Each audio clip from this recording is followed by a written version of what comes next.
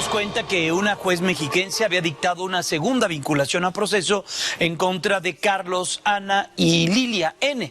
Esto por el delito de secuestro con agravante de muerte contra el pequeño Fernandito de 5 años.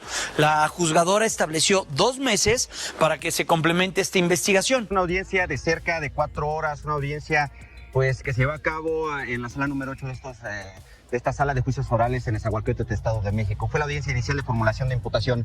Al dar inicio de manera inmediata, pues el juez calificó la detención legal la detención de estos 3 investigados al asegurar que se realizó en flagrancia, es decir, los detuvieron precisamente en el momento que policías municipales abrieron un costal y se percataron que al interior yacían los restos de un pequeñito en avanzado estado de descomposición. Este pequeñito pues, presentaba los ojos vendados, traía vendas en los ojos, estaba maniatado de las extremidades superiores e inferiores y pues presentaba varias lesiones y ya lo reiteraba, estaba en avanzado estado de descomposición. Al percatarse de esto, pues Carlos, esta persona involucrada, intentó huir, sin embargo se tropezó, cayó y es por eso que lo lograron detener precisamente los policías municipales de Los Reyes La Paz.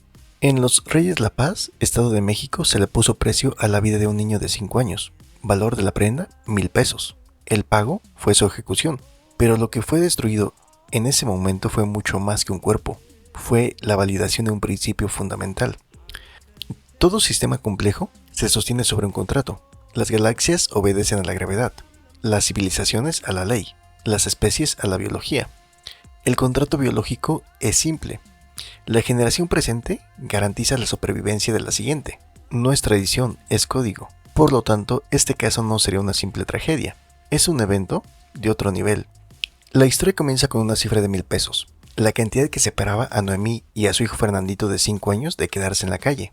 Para conseguirla, Noemí no acudió a un banco, sino a prestamistas locales. Una familia compuesta por Lilia, por su madre Ana Lilia y la pareja de esta, Carlos. El día 27 de julio, la deuda venció.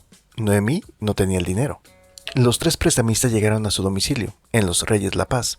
La discusión escaló. Fernandito, alertado por el ruido, se asomó. En ese momento Lilia y Ana Lilia lo tomaron por la fuerza. La frase que usaron fue precisa y escalofriante. Se lo llevaron como prenda, como garantía. Sí, un niño de 5 años convertido en la garantía de una deuda de 1,000 pesos. Una vez consumado el secuestro, procedieron a activar el protocolo de cualquier criminal no sofisticado, es decir, la fabricación de coartadas. Su defensa inicial, como se supo después, se basó en 3 mentiras fundamentales, cada una de ellas más ilógica que la anterior, ya que primero afirmaron que el niño se les escapó, segundo, que se caía mucho, y por eso tenía golpes, y tercero, la más elaborada, que la propia Noemí se los entregó voluntariamente para que se lo cuidara. ¿Qué es también lo que pasó en este acto jurídico muy importante? Pues bueno, declaró Lilia N., es decir, esta segunda mujer detenida, declaró y narró su versión de los hechos. Dijo que el pasado 19 de julio, pues fecha en la que el casero le pidió el cuarto a la mamá de Fernandito y precisamente ella les encargó al niño, les pidió una carretilla para que pudiera sacar sus pertenencias, irse a otra vivienda y en ese momento le prestaron la cantidad económica para que pueda rentar otra vivienda. Sin embargo, dijo, pues regresó la carretilla, pero les dijo que se podían quedar con el niño una semana más. Dijo los imputados que se quedaron con el niño. Sin embargo, pues bueno, se comenzó a sentir mal, presentó dolores en el estómago. Lo llevaron incluso a un hospital de estos similares que se encuentra en la colonia, que lo atendieron, incluso dieron el nombre de una doctora que lo atendió. Sin embargo, las presiones, las lesiones que presentaba el menor, dijeron que al momento de que se salió de bañar se golpeó la cabeza. Esta versión fue poco creíble por las autoridades y finalmente pues dictaron como medida cautelar la prisión preventiva justificada, es decir, se van a quedar en prisión todo lo que dure el procedimiento. Se suspende la audiencia, se reanuda el próximo lunes a las 9 de la mañana y ese día se sabrá si serán vinculados a proceso o no. A la salida tuvo la oportunidad de platicar con la abogada de la víctima. ¿Qué te parece? Escuchamos lo que nos comentó. Detención legal, se quedan ellos ahí con una medida cautelar de prisión preventiva justificada por el alto nivel que tienen de peligrosidad. Entonces esto nos quiere dar a entender que pues sí hay que temerles, ¿no? El licenciado, el argumento que ellos utilizaron de que la mamá les había dejado al pequeñito. Sí, no tienen bases jurídicas, no tienen hasta el momento. Pues un testigo puede venir a decir lo que uno se proponga, ¿no? Entonces al final para mí no no hay bases. En las cámaras, nosotros revisamos cámaras también, entonces no hay un sustento como tal. Tuvo muchas lesiones como para que se estuviera cayendo cada rato. Él no tenía una situación a lo mejor de que estuviera mal de las piernas o que no podía caminar bien o alguna situación para que estuviera cayéndose o pegándose en el lavadero como nos refiere. Fernando. Así es, ya escuchamos esta versión que precisamente les comentaba hace unos momentos. Quisieron desviar la atención diciendo que el niño se había caído, que estaba débil, que se había golpeado en el lavadero al bañarse, pero fue poco creíble. Van a presentar algunas pruebas la próxima semana, el lunes, por supuesto vamos a estar pendientes en esta audiencia y pues bueno, lamentable esta situación, por lo mientras se quedan en prisión todo lo que dure el procedimiento. Ya veremos el día lunes qué pruebas van a presentar a su favor. Ojo, también muy importante, van a presentar una denuncia por el delito de tortura en contra de Carlos N., este investigado, porque dice que al momento que lo detuvieron los policías municipales de Los Ríos de La Paz, lo golpearon y lo torturaron, incluso pues se mostraba lesionado en varias partes de su cuerpo, pero pues bueno, se abrirá una carpeta de investigación aparte. Sin embargo, pues bueno, regresamos el lunes para ver si serán vinculados a proceso o no por el delito de desaparición. Ahora, por el delito de homicidio, nos informaba la abogada que en las próximas horas ya le van a liberar la orden de aprehensión para pues poder aperturar un juicio ahora por el delito de homicidio doloso. Así que pues bueno, la próxima semana vamos a tener varias audiencias. Muy complicada la situación jurídica para estos presuntos homicidas. Aquí hay un punto muy importante, ¿saben? Un error muy común es asumir que los criminales fabrican mentiras para que sean creídas, lo cual es falso. A este nivel las mentiras no buscan ser creíbles, buscan más generar una especie de ruido y sobre todo ganar tiempo. Sí, es decir, ¿por qué se fueron generando estas mentiras a lo largo del tiempo? Porque el tema del escape, el tema de las caídas, en ese momento no era para el juez, sino era para los vecinos curiosos. Únicamente una respuesta rápida para desviar la atención inmediata. Y de ahí pasar la versión de la madre nos lo entregó, es más estrategia, es el fundamento para su defensa legal futura. Y aquí, lógicamente, cambiaría mucho el escenario. Ya no estaríamos hablando de una garantía.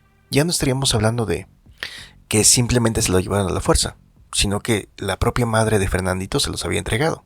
Y como ya lo hemos comentado en muchos otros casos, en estos momentos es cuando proceden a crear esta narrativa, no tan enfocada en convencer a alguien, sino simplemente en buscar construir capas de confusión para complicar la investigación inicial y que se vaya diluyendo la narrativa.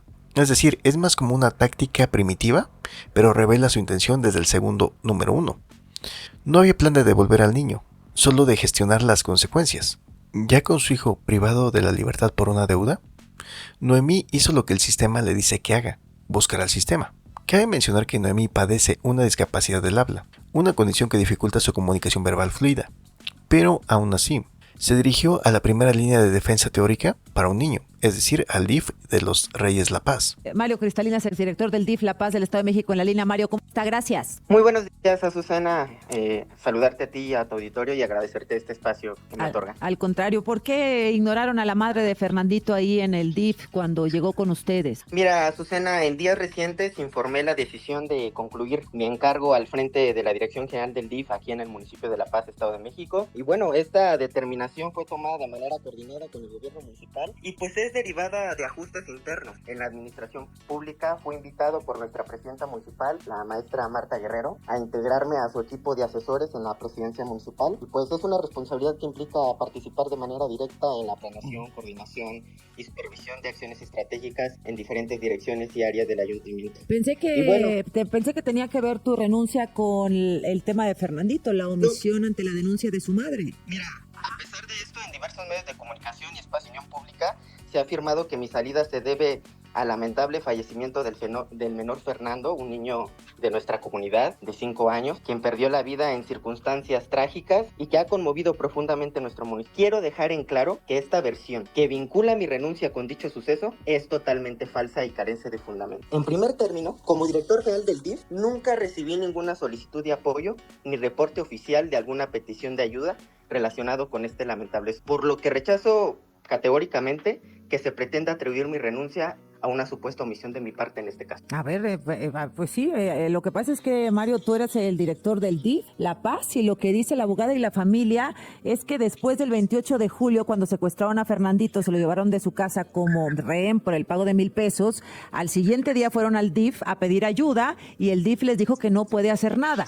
Si no le informaron a usted como director, supongo que ya habrá investigado quién fue quien cometió semejante negligencia y semejante error criminal. De hecho, bueno, se han hecho las investigaciones pertinentes. En el DIF tenemos un repertorio en donde se registran todas las personas que ingresan a este edificio, aunque solo sea para pedir informe. De hecho, esta información ya se le dio a conocer a los medios de comunicación y efectivamente no hay ningún registro de que hayan asistido a solicitar ayuda o a pedir alguna información al respecto. Y pues bueno, comentarte que tras dialogar con el gobierno municipal, pues hemos determinado que yo continúe al frente de la Dirección General del DIF hasta que concluyan las investigaciones pertinentes de este caso. Decirte que no ha existido omisión, no hay abandono, ni intención de evadir responsabilidades. Por ello, pues tras los desafortunados señalamientos hacia mi persona, que desafortunadamente pues desinforman a la población, permaneceré en el cargo hasta que cada uno de los cuestionamientos sea plenamente esclarecido.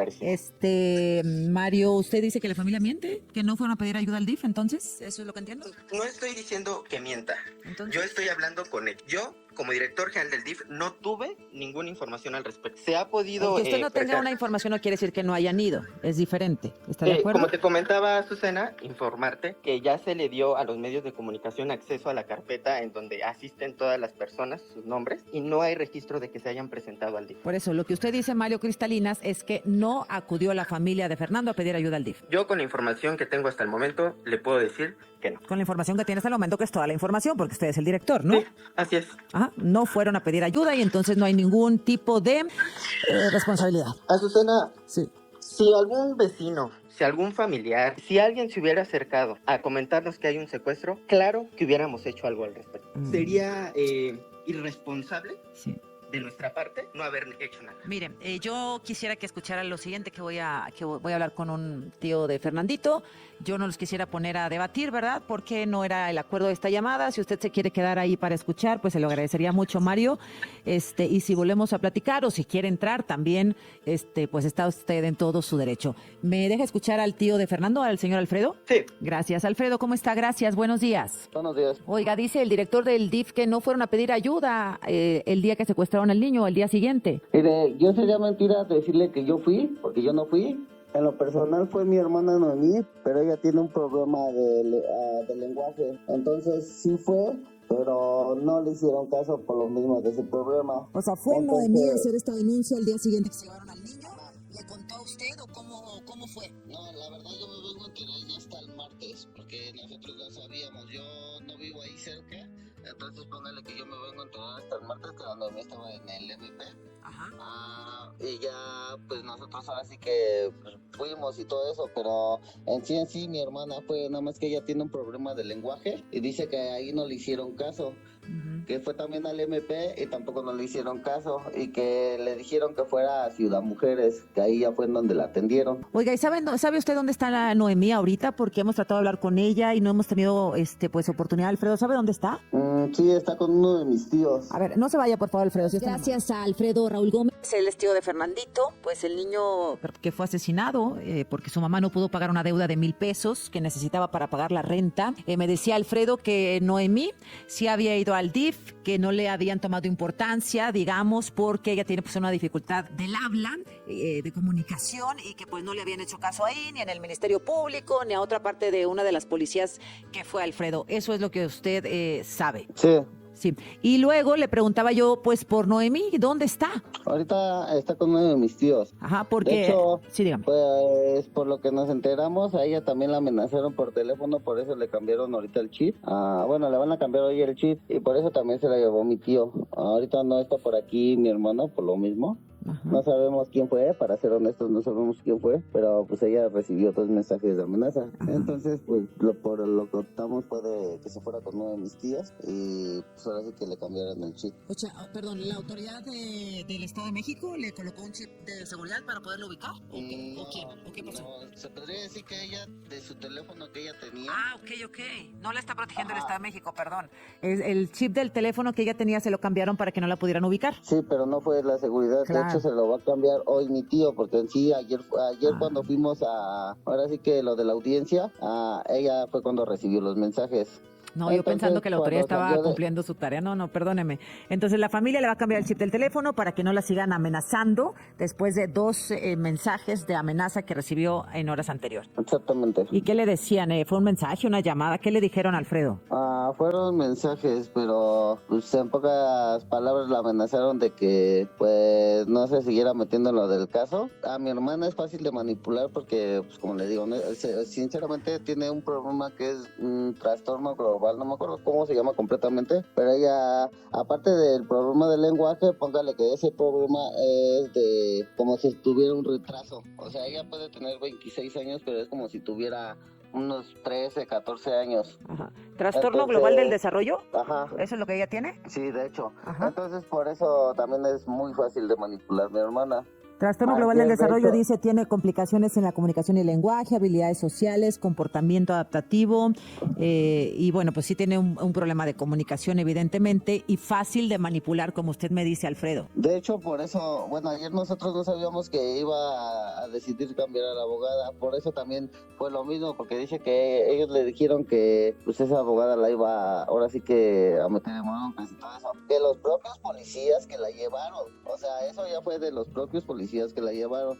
Por eso también dice que ella también dijo que ya no quería que la abogada Fabiola nos siguiera defendiendo en el caso. O sea, la presionaron los policías para que cambiara de abogada. Ajá. Pero nosotros como familia, nosotros hemos visto ahora sí que los resultados con la abogada Fabiola. Ajá. Entonces, nosotros ayer nos pusimos a platicar con ella.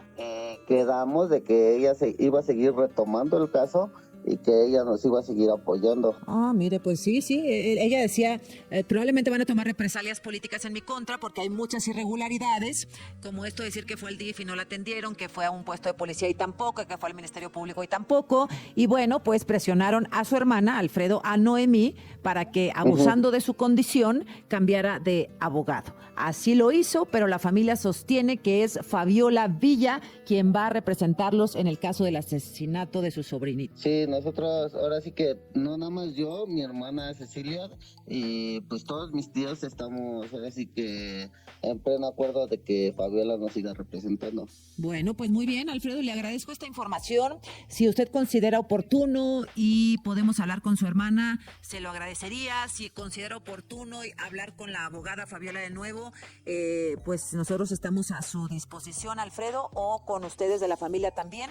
¿Cómo les están apoyando en el Estado de México las autoridades? Pues la verdad nos andan apoyando en lo que es, se podría decir que el transporte, porque pues ellos sí nos han estado llevando y todo eso, pero lo que no nos gustó a nosotros es de que ayer que íbamos a ir allá, se podría decir que íbamos mi hermana Noemí, mi hermana Cecilia y yo, y a nosotros fue cuando nos cambiaron de patrulla. A mí y a Cecilia nos cambiaron de patrulla y nomás se quedaron con mi hermana Noemí, y ellos nos llevaron a los dos, pero póngale que en otra patrulla. Claro. Y fue cuando le empezaron a decir los policías. Entonces, pues por eso ya no, ahorita estamos en que pues ya no nos la vamos a llevar en patrulla hasta nosotros como familiares nos la vamos a llevar ahora sí que por cuidando. Sus medios, bueno. Para que también pues ya no le sigan diciendo nada ni nada de eso, porque le digo, pues ella es fácil de manipular, entonces pues abusivos, pues por eso, claro. pues por eso ahora sí que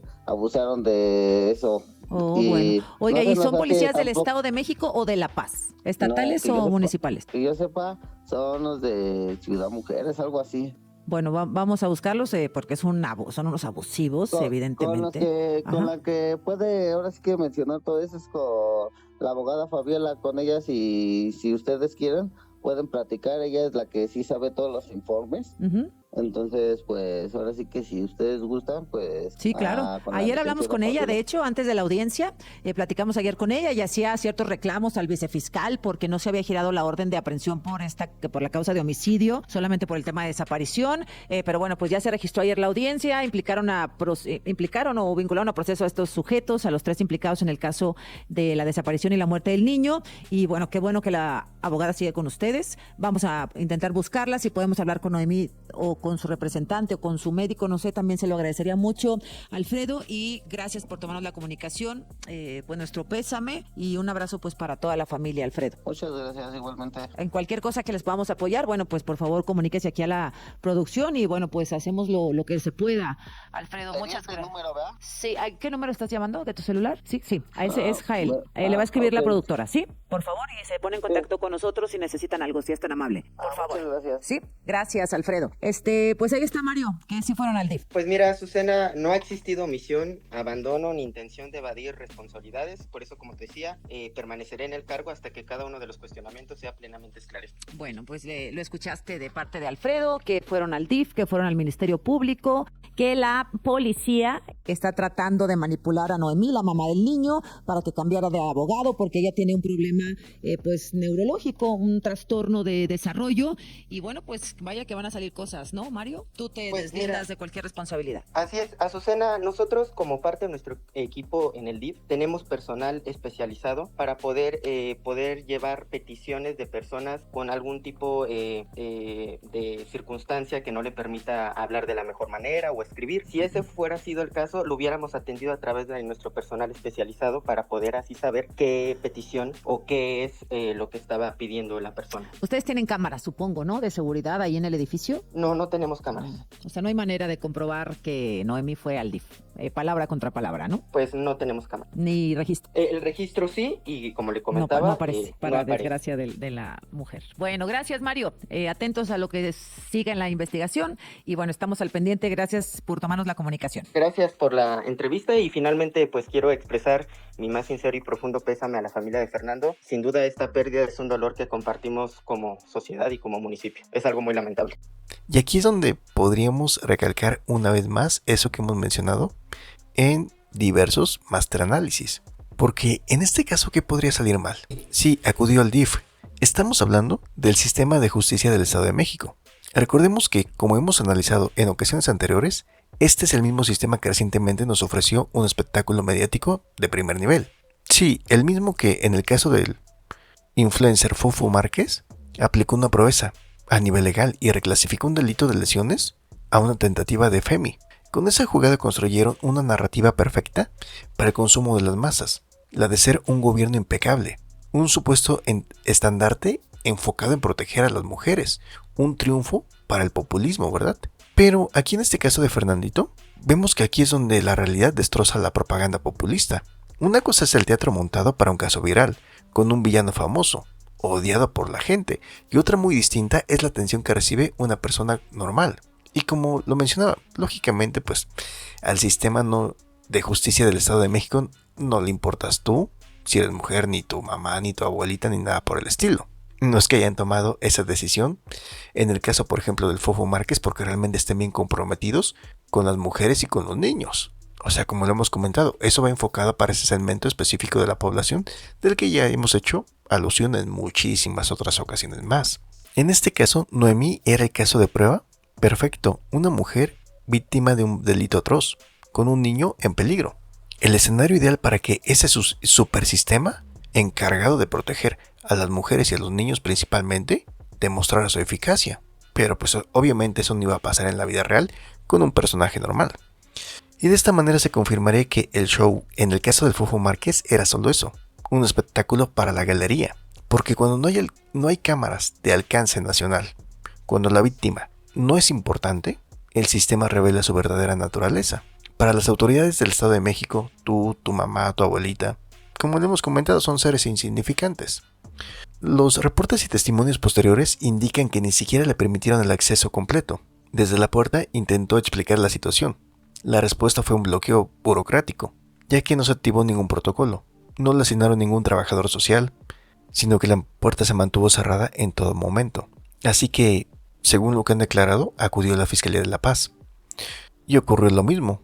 Su caso simplemente fue desestimado. En un módulo de policía cercano, simplemente le dijeron que fuera y denunciara. Un laberinto burocrático, imposible de navegar para alguien en su estado de shock y su condición. El sistema le estaba haciendo correr en círculos, esperando que se cansara. O como se dice coloquialmente, simplemente se echaban la bolita de uno a otro.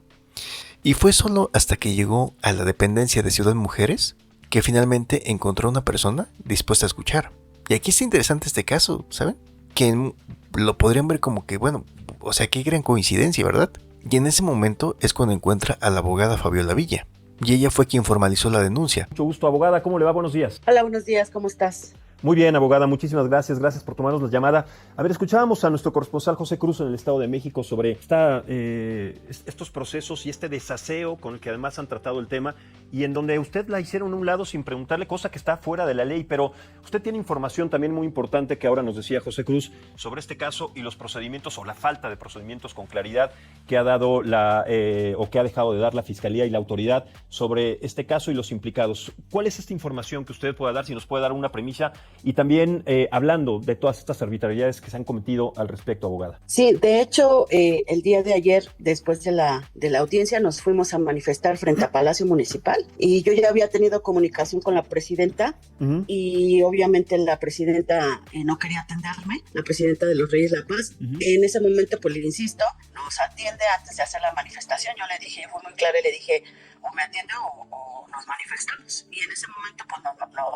nos atiende, subimos a su despacho y ahí pues nos hacemos de palabras porque prácticamente ella lo que no quiere es que todo esto se salga a la luz por obvias razones, porque pues todo esto es un tema complicado pero también político que ellos lo están tomando, y la que pues está haciendo situaciones raras pues es ella, porque al parecer ya después de la audiencia me traen a la víctima, yo no sabía, me llaman y yo estaba haciendo otras cosas y me dice la familia que quería hablar conmigo y pues ya supimos toda la verdad de que la coaccionaron en la policía de género para que refiriera esa situación.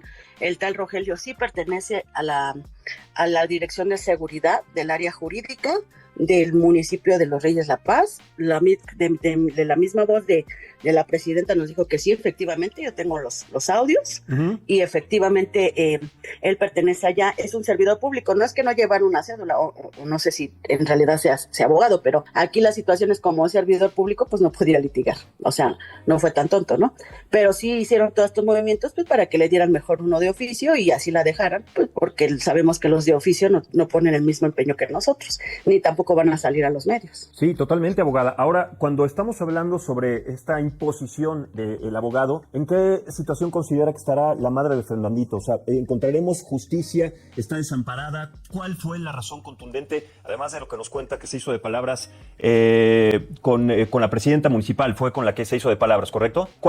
Sí. ¿Cuál fue la razón primordial por esta discusión y sobre todo en qué condición usted considera que va a estar ahora la Defensoría y sobre todo la madre de Fernandito? Sí, de hecho estoy convocando para el día jueves a una rueda de prensa que la haremos, ya les diremos dónde va a estar la mamá y va a referir qué es lo que pasó realmente, quién la coaccionó y pues obviamente que nos relate cómo fue la visita de la profesora Delfina y de la presidenta municipal, porque fueron ellas las que de alguna manera la estuvieron presionando un día antes. Yo no estaba enterada de esa situación, sin embargo, pues ya las que hicieron el trabajo sucio, pues fue la policía de género, las que estuvieron convenciéndola de que si no hacía esa situación, pues ella iba a ser la segunda que iba a estar ahí recluida por las omisiones hacia su hijo. Entonces ella, pues obviamente, pues se siente muy intimidada y pues es lo que hace es bajarnos, pero pues ella no estaba convencida de eso. Después durante toda la audiencia se da cuenta ella lo que están haciendo y pues cuando sale habla con su familia y le dicen que quiere hablar conmigo para explicarme lo que pasó. ¿A la profesora Delfina se refiere la gobernadora Delfina Gómez, abogada? Sí, porque... fueron a su domicilio y tengo la grabación de que sí lo admite la presidenta. Fueron a su casa para, según ponerse a la orden, pero en realidad pues lo que hicieron es llevar a este tipo que se llama Rogelio, y le dijeron que él se iba a encargar en conjunto conmigo pues cuando me habían hablado para que yo esté de acuerdo, ¿no? Entonces ellas comenzaron a meterse en el área jurídica. Por eso es que yo voy y le reclamo a la presidenta y le dije, no te metas en cuestiones jurídicas. Si tú le quieres regalar una despensa, que es lo que hacen, o lo que tú quieras, eso es una cosa, pero meterte en el área jurídica yo creo que no debes de meterte, ni menos con mi organización. Entonces fue muy grosera, la verdad fue muy grosera. Lo que a ella le molesta es que yo siga hablando por los medios y voy a seguir hablando porque yo como les dije, yo no tengo ninguna pues situación con ningún partido político. Ellos me hicieron, ahí le estaban diciendo a la familia que yo era del PRI, que por eso estaba haciendo todas estas cosas. Ya, ¿cómo se maneja los políticos? Que nada más pues dicen cosas sin conocer el trabajo que uno realiza. Y pues obviamente yo les dije que todo eso me lo tienen que decir porque yo sí puedo denunciarlos por ser servidores públicos. Claro, todas las respuestas es que es una campaña en contra del gobierno, son los opositores, cuando en este caso es totalmente diferente el tratamiento que se tiene que dar. Yo le preguntaba de la profesora, porque de profesora no tiene nada, la gobernadora Delfina Gómez, que inclusive con esa ambición de poder y con estas influencias, hacen también en este caso, que es tristísimo, lo que se les da la gana poniendo un abogado que además, siendo un abogado de oficio, no tiene la cercanía como la tuvo usted. Otro tema, abogada, escuché tristemente y además de una manera muy vergonzosa que una de las razones, seguramente también la escuchó usted, una de las razones por las cuales pusieron o interpusieron a este abogado y la sacaron del caso es que como la mamá de Fernandito tiene una discapacidad que usted no la entendía y que tenían que poner una persona que sí la entendiera y que pudiera llevar. Es una arbitrariedad. ¿Esto lo escuchó? Sí, pero no es cierto. Aquí siempre la policía de género siempre estuvo ahí como detrás de ella y la molestia es que yo también les dije que no necesitábamos a género porque lo único que hacen ellos es apoyarnos en los traslados, no hacen otra cosa. O sea, son Uber la verdad yo ya les puse los Uber de los municipios porque son lo único que saben hacer porque no saben el protocolo de actuación para las niñas y los adolescentes y menos para las mujeres. Entonces, realmente cuando nosotros los necesitamos para ir a Toluca para hacer este empate genético, ellos rechazaron la situación porque decían que yo no les ordenaba, que yo no era su jefa y que no iban a hacer lo que yo quisiera. Entonces yo les dije, bueno, pues dame permiso, voy a buscar el medio correspondiente y fue que yo pedí auxilio a la policía estatal y ellos nos llevaron hasta allá. Abogada, estos audios que nos comenta, a los que se refiere, ¿los va a dar a conocer en alguna red social, en una conferencia de prensa? ¿Cómo es que vamos a tener accesibilidad a ellos? ¿Cómo y en qué momento los va a dar a conocer? Y la segunda es, cuando los dé a conocer, porque ahí también se develan los métodos y las formas poco ortodoxas de la autoridad, ¿no tiene temor que haya represalias, repercusiones en su contra? De hecho, desde este momento les digo que si me pasa algo son por ellas dos y la presidenta, porque pues ya lo dijo ella misma, ¿no? Que esto tiene que cambiar y que las fiscalías, pues es una retórica que vienen utilizando todos, ¿no? En cierto sentido, pero yo hago responsable en este momento al gobierno, tanto estatal como federal, de lo que me llegue a pasar.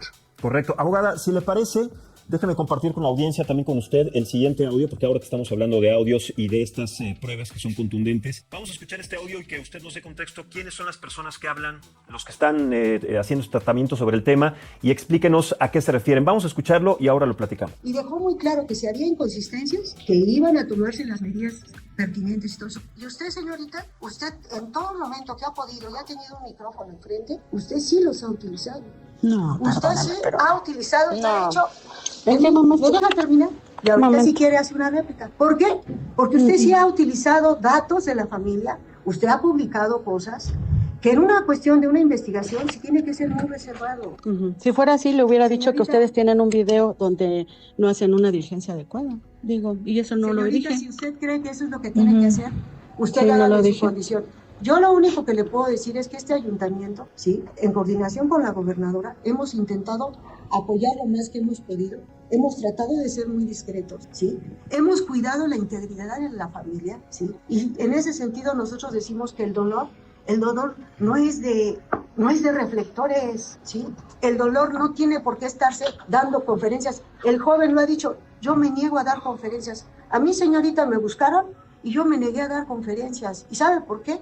Por lo que hizo el DIF. Más No, por eso. señorita, porque ni siquiera ahí tiene el conocimiento de cómo estuvo el procedimiento.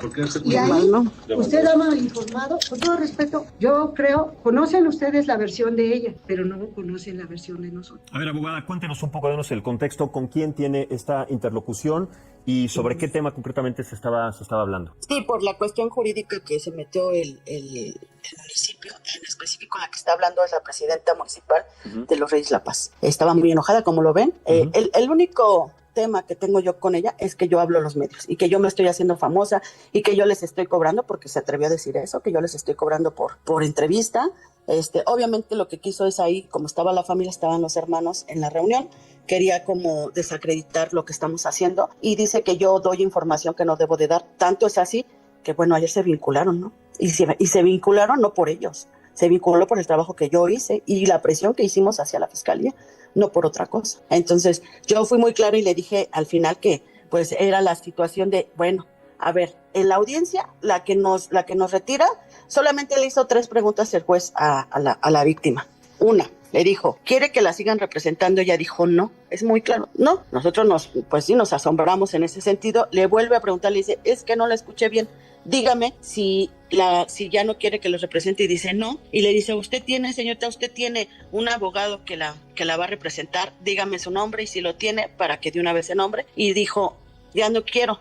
Lo dijo muy claro. Y como no le entendió el juez, le dijo, a ver, la persona que está adentro, fíjese, es muy grave, ¿eh? Y yo podría hacer cuestiones ahí, pero dijo, la persona que está allá adentro con ella, diga qué quiso decir. Ella dice, no sé. Y posteriormente se escucha que dice, que va a nombrar al licenciado Rodrigo. Nada que ver lo que dijo una con lo que dijo la otra. Claro. Y lo toma, como bien el juez, como si fuera una decisión propia. Ahí se ve cómo la coaccionan y la que contesta no es parte del proceso. Entonces no tendrían por qué tomarlo como esta situación. Nosotros, la verdad, íbamos a pedir un receso, pero nos agarró así tan que no supimos qué hacer y dijimos, bueno, pues si no, pues ya nos vamos, ¿no? Sí. Pero sí fue la coacción. Ahí sí se ve y se nota que la coacción fue por parte de los policías municipales de género. Sí, un desaseo absoluto, abogada. Es un tema que nos indigna, en el que todos estamos exigiendo justicia, más allá de que no seamos cercanos con la mamá y con la familia de Fernandito. Exigimos que este sea un tema que se dé con tratamiento transparente y justo, y no así como se ha dado a conocer, y además... Pues ya no creo que se haga, y les voy a comentar por qué. Dígame. A partir del día domingo, porque todo esto sucedió el domingo cuando va la gobernadora, empieza a mover sus hilos. Uh-huh.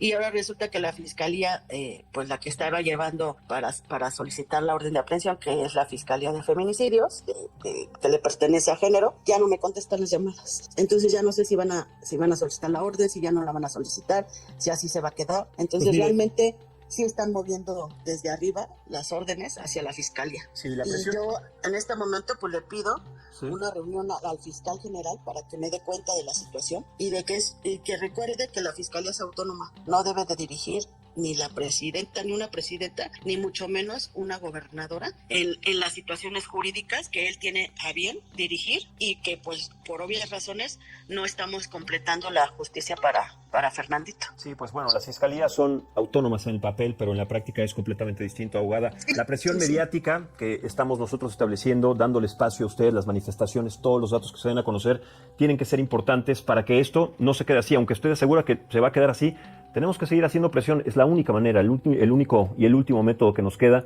para hacer presión a las autoridades. Gracias por esta comunicación, abogada. Vamos a seguir muy pendiente de este tema y sobre todo conociendo las decisiones y las actividades que usted siga generando y realizando para dar a conocer y para seguir mostrando este desaseo absoluto con el que se ha dado el tratamiento de este tema de la defensa de la familia de Fernandito, el niño asesinado. Gracias, abogada, y buenos días. Buenos días. Obviamente, para cuando se dio a conocer esta noticia, para cuando fue tendencia en redes sociales, la respuesta de las dependencias del gobierno, entre ellas la del DIF, teniendo como director en ese momento a Mario Cristalinas, declaró que no había ningún registro de la visita de Noemí. Y saben, esto simplemente podría parecer como que fue algo hecho muy inocentemente, pero si lo analizáramos al estilo de un Grandmaster te darías cuenta que hay algunos puntos muy importantes. Primero, lógicamente, proteger la imagen y el evitar que se diera a conocer un protocolo de evasión de responsabilidad. Y sí, precisamente porque saben que podían poner esa justificación de que no había registro, y esa sería la coartada burocrática perfecta. Y es que, pues esto no es un secreto, ¿verdad? Ellos saben perfectamente que las personas del perfil de Noemí rara vez saben cómo formalizar una queja o pedir un número de folio. Y al no generar un registro, pues la institución simplemente se lava las manos bien fácil. Y así pasamos de tener una institución donde puedan decir, es que la institución no le ayudó, a decir, bueno, es que ella oficialmente nunca estuvo ahí. Y ya.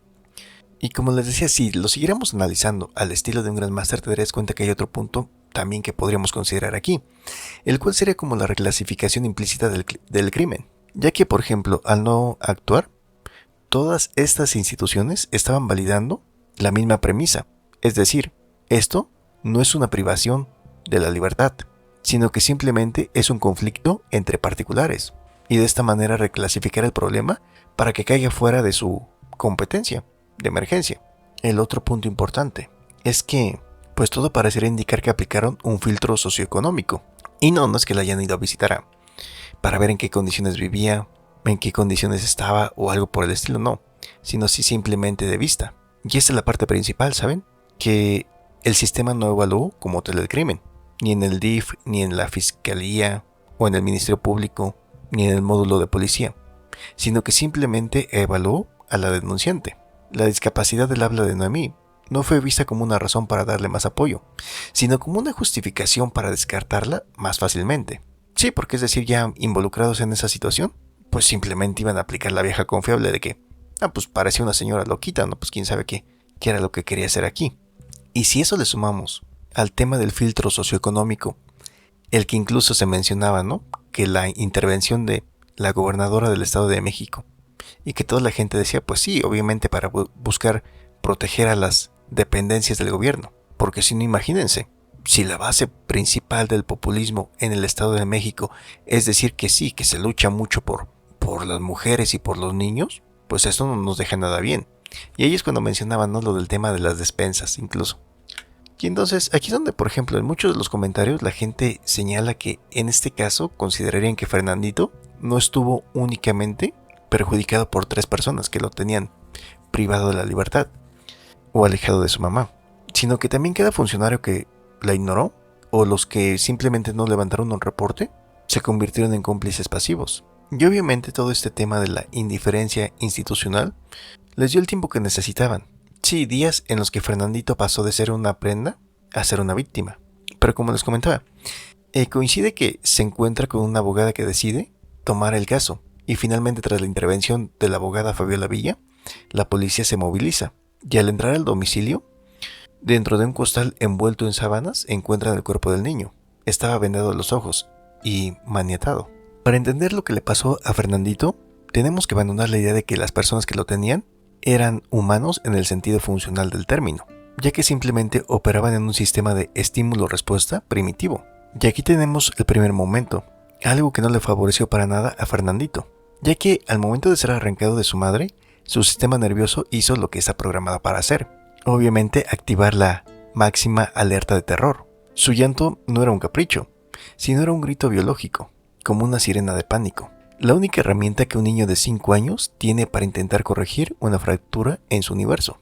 Sin embargo, para esas personas, este sonido no era una súplica, sino era un ruido, una irritación, una afirmación que chocaba directamente con su estatus de prenda, y obviamente la respuesta no sería para buscar consolarlo, no, sino únicamente darle la orden de que se callara. Obviamente, en esos días el llanto por supuesto no cesó, se intensificó, lo cual hace que la frustración de estas personas creciera. Y aquí es donde podemos imaginar, ¿no?, que hayan comenzado los jaloneos, las sacudidas, el maltrato que después ellos justificarían como intentos para calmar a un niño que se portaba mal. Así que podemos imaginar esa escena, en un cuarto ajeno, 3 personas hostiles y un niño que solamente quiere regresar con su mamá. Así que, cada vez que gritaba, cada vez que lloraba, probablemente recibía un apretón en el brazo, un empujón.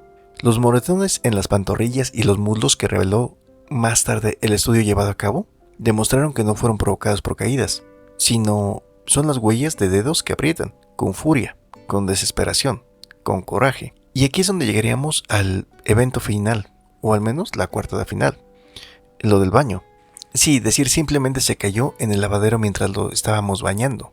Y entonces ahí podríamos decir, bueno, el primer golpe en la cabeza, Quizás por un empujón violento contra el lavadero de cemento, quizás porque sí efectivamente se resbaló.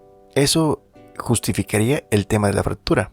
Pero al momento de llevar a cabo el análisis detallado, se encuentra que hubo una segunda fractura, como si correspondiera a otro impacto.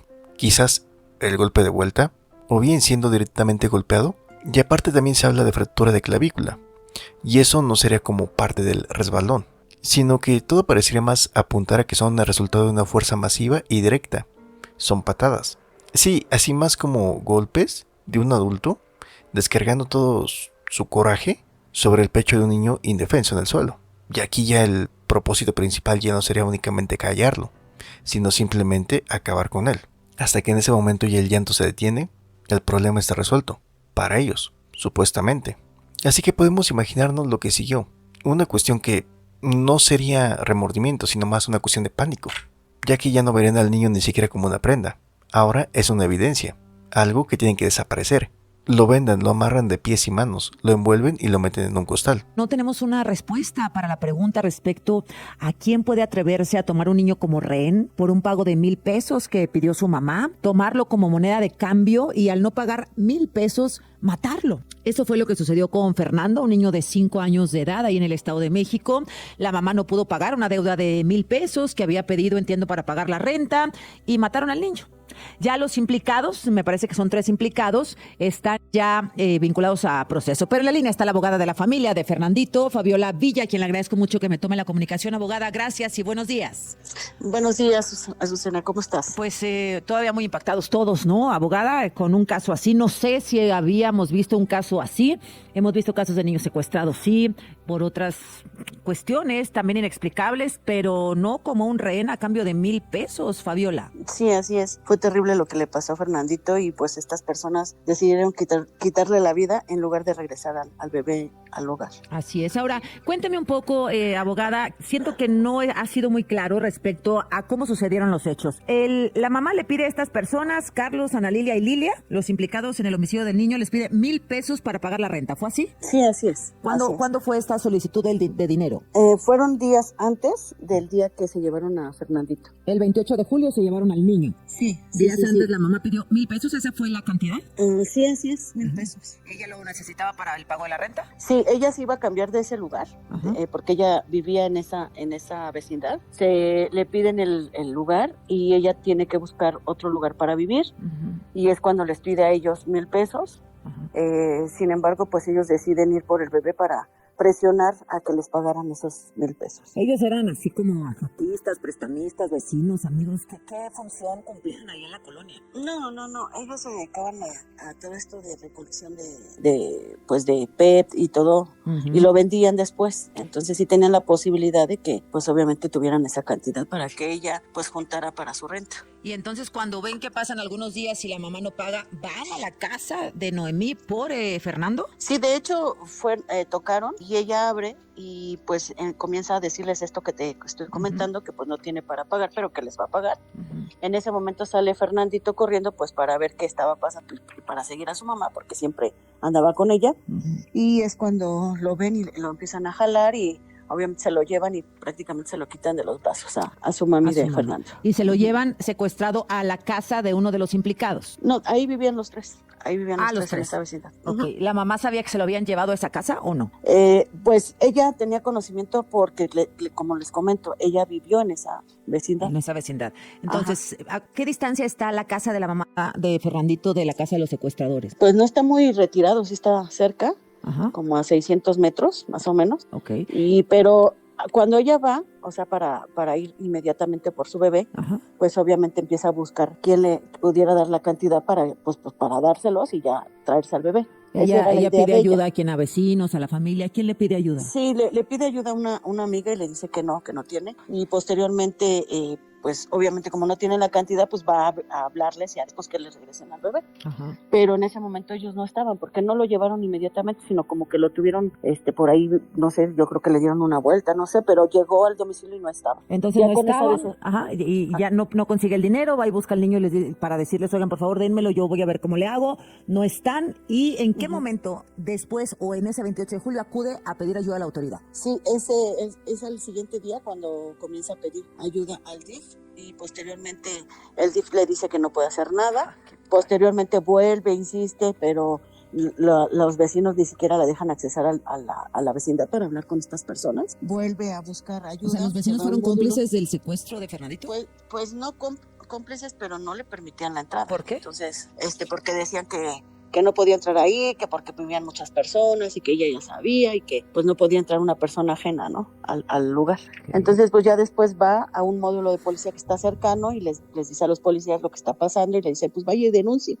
Y el día 3 que fue domingo, el día 3 va a la agencia, a la Fiscalía Regional de los Reyes La Paz y es cuando le indican que no le pueden iniciar ahí porque no es una especializada, que se tiene que ir a Ciudad Mujeres para que le inicien la carpeta. Y es como llega el día 4, tempranito llega a Ciudad Mujeres y es cuando inician la carpeta que da para la investigación de la búsqueda de Fernandito. Y el 4, justo ese día que llega ella a Ciudad Mujeres, encuentran al niño.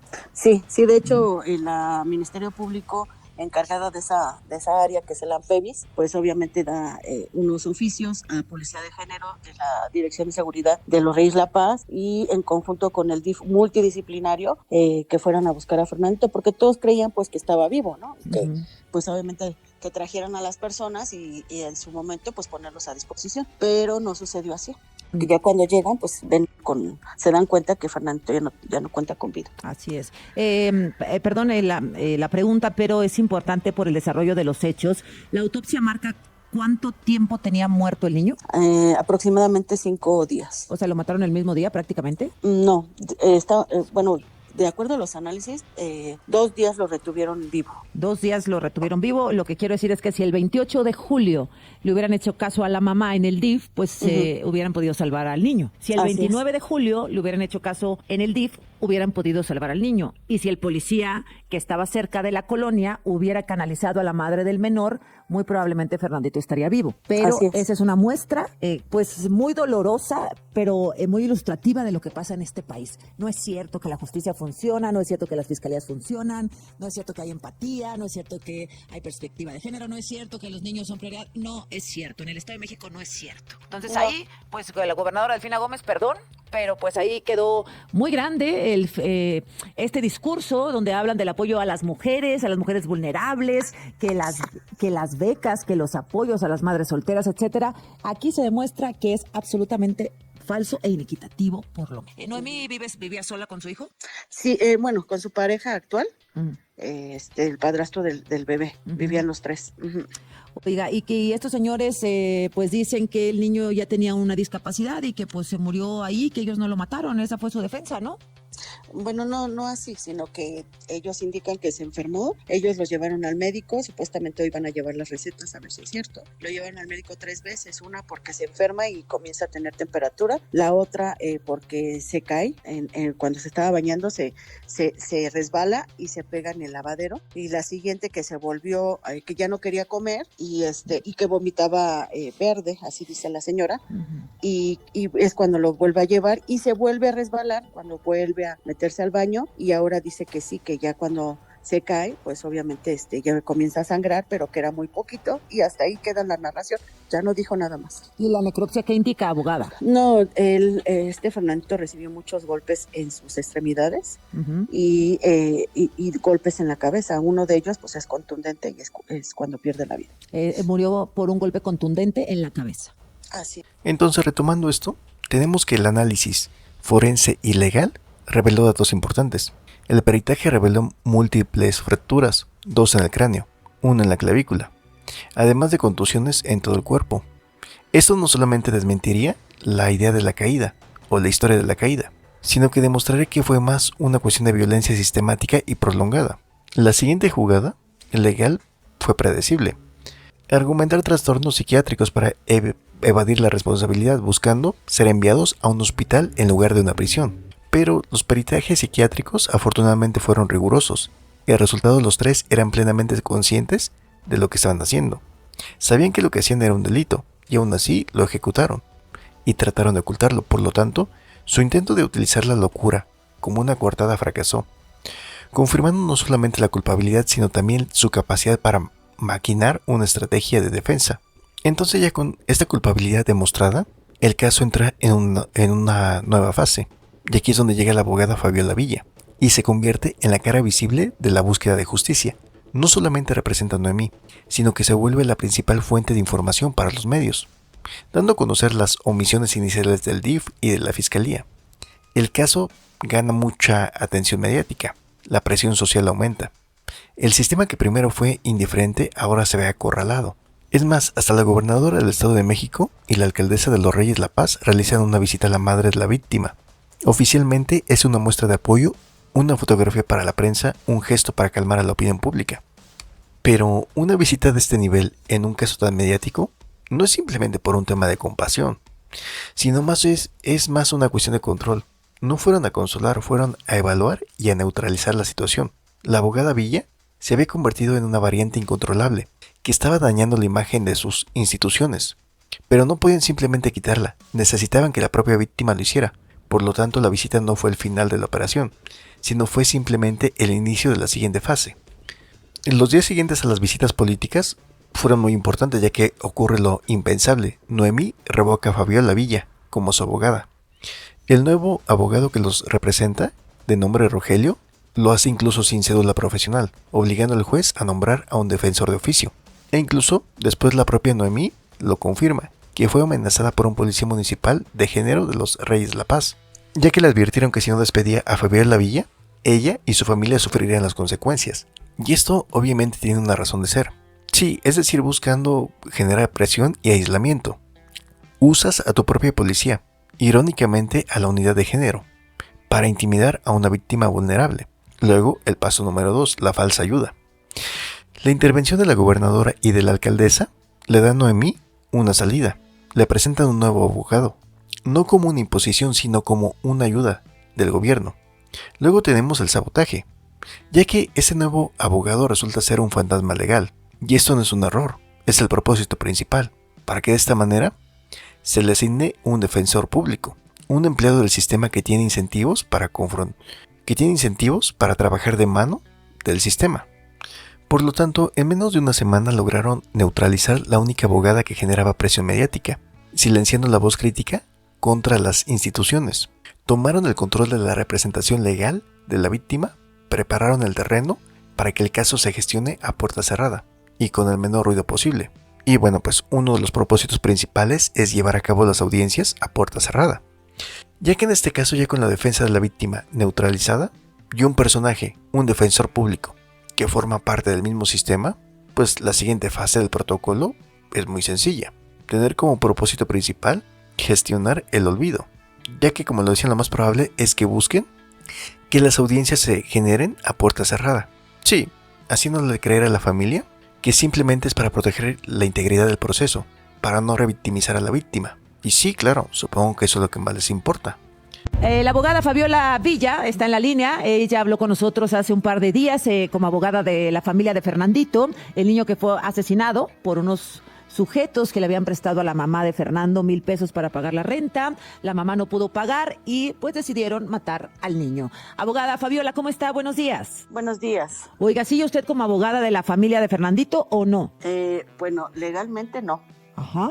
Pero se va a hacer todo el trámite para poder ser. Porque ayer hablamos con uno de los tíos del niño, hermano de Noemí, con el señor Armando, y nos dice, la familia quiere que la abogada Fabiola continúe con el caso, pero pues ahí tuvo una presión Noemí por parte de los policías del Estado de México para que cambiaran de defensa. No, no es del Estado de México. Hay que decirlo. ¿De dónde es? Policías municipales del área de género que pertenece a la presidencia municipal. ¿De Reyes? De los Reyes La Paz. De los Reyes La Paz. Policías de los Reyes La Paz están presionando a Noemí, o la presionaron para que la quitara usted de la defensa. Sí, la presionaron. Uh-huh. Sí, de hecho ya tenía conocimiento ella, pues ya hablando entre toda la familia y precisamente con ella ya después de la audiencia, pues ella nos comenta todo lo que le hicieron y prácticamente pues la obligaron a que dijera eso por varias razones.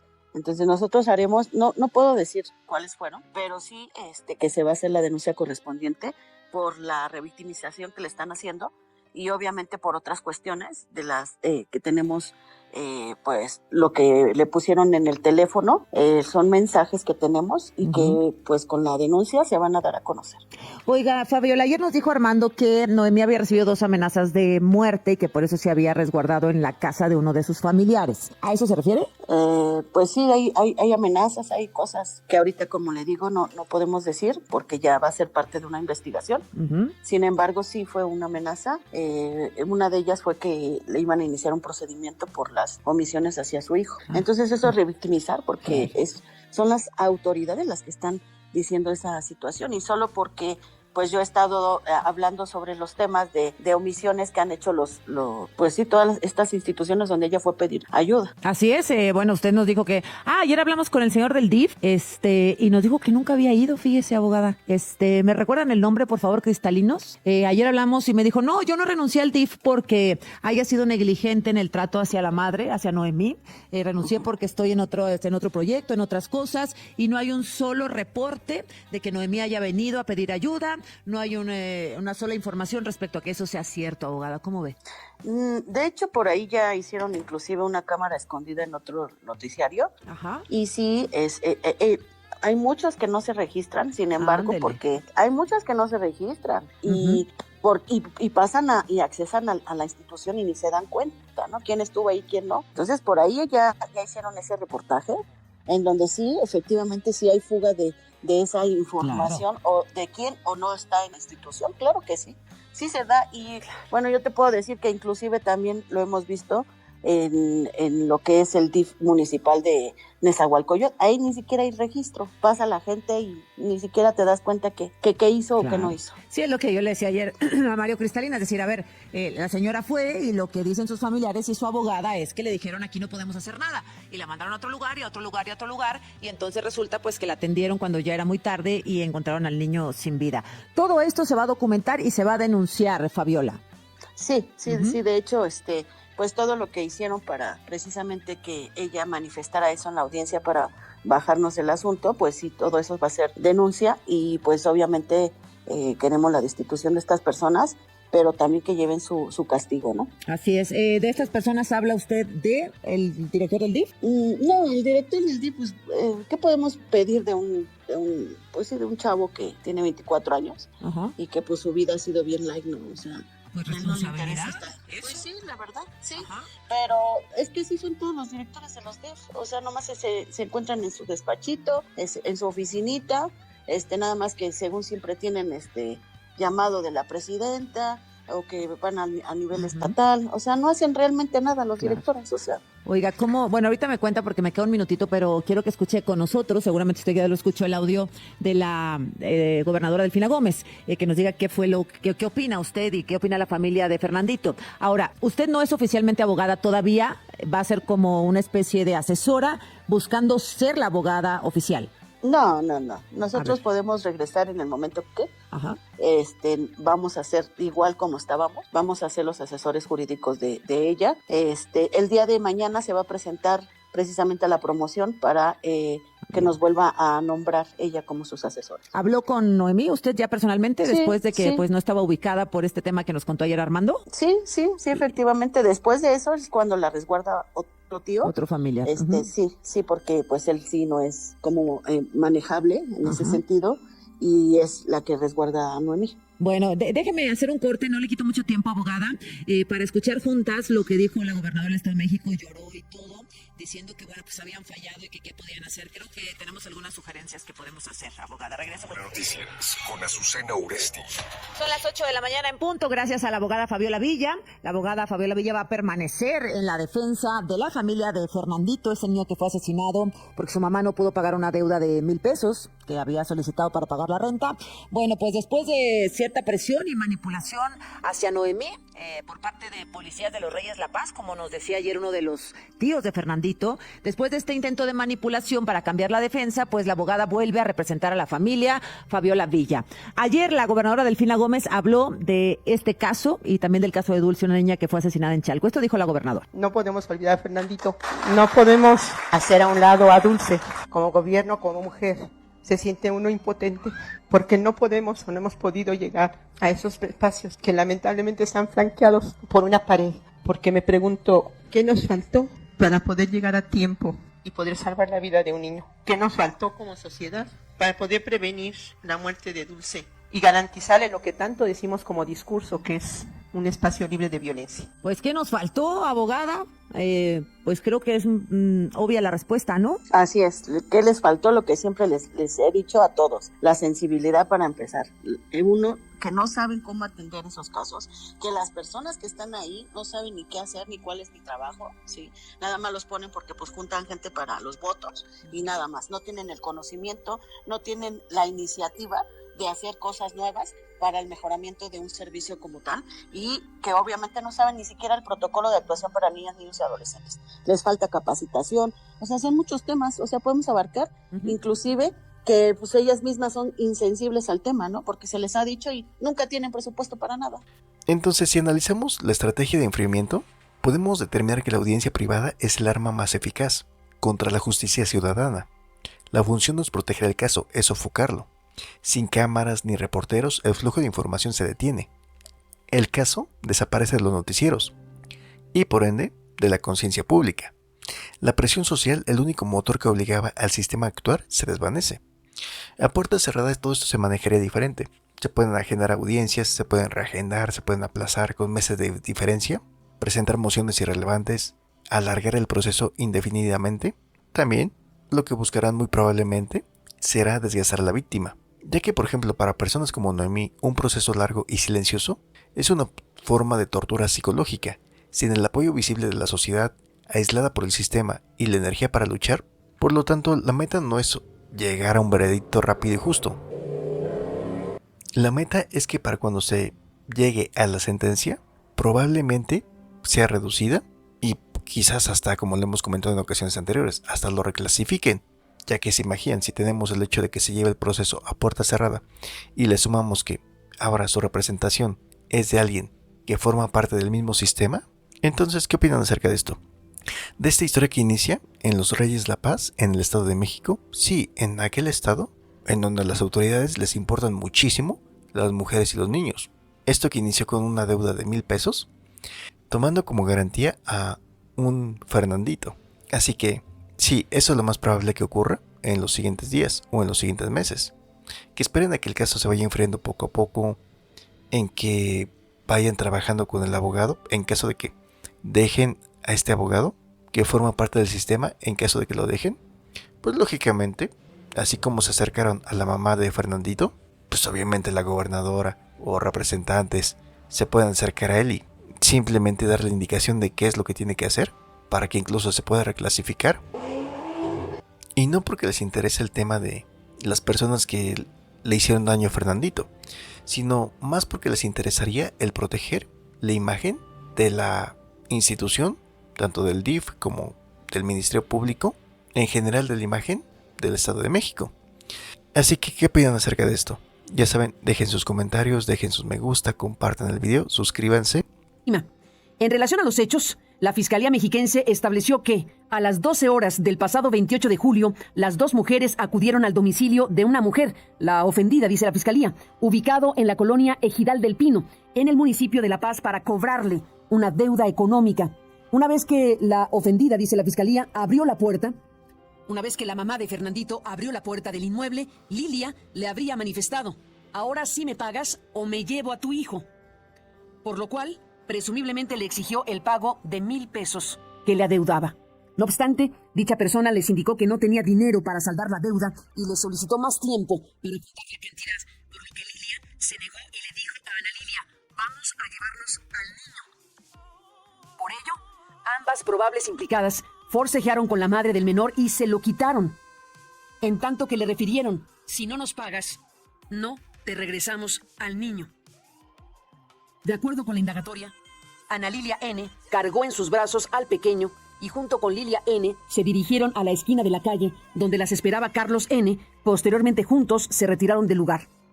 Los días 30 de julio, así como 1 y 2 de agosto, la madre del niño acudió a la vivienda de estas personas, ubicado en la misma colonia, con la intención de que le devolvieran a su hijo. En un primer momento, Lilia le habría dicho: hasta que me pagues, te lo voy a regresar. No obstante, el 1 de agosto, presuntamente le indicaron que el menor de edad se lo habrían entregado a su padre, y el 2 de agosto que lo tenía su abuela materna, situaciones que eran falsas. Por ello, el pasado 4 de agosto denunció los hechos ante esta fiscalía. En esa misma fecha, elementos de la Policía Municipal de Género se trasladaron junto con la ofendida, junto con la madre de Fernandito, al inmueble habitado por los investigados, donde fue hallado oculto el cuerpo sin vida del niño. Por ello fueron detenidos Carlos, Lilia y Ana Lilia N. Tras la detención fueron presentados ante el agente del Ministerio Público, quien inició la investigación correspondiente por ilícito flagrante de delitos vinculados a la desaparición de persona. Adicionalmente, esta fiscalía integró una indagatoria por el hecho delictivo de secuestro que causó la muerte en agravio del niño de 5 años. Por ello, el representante social solicitó esta orden de aprehensión en su contra, mandamiento que fue obsequiado por el Poder Judicial.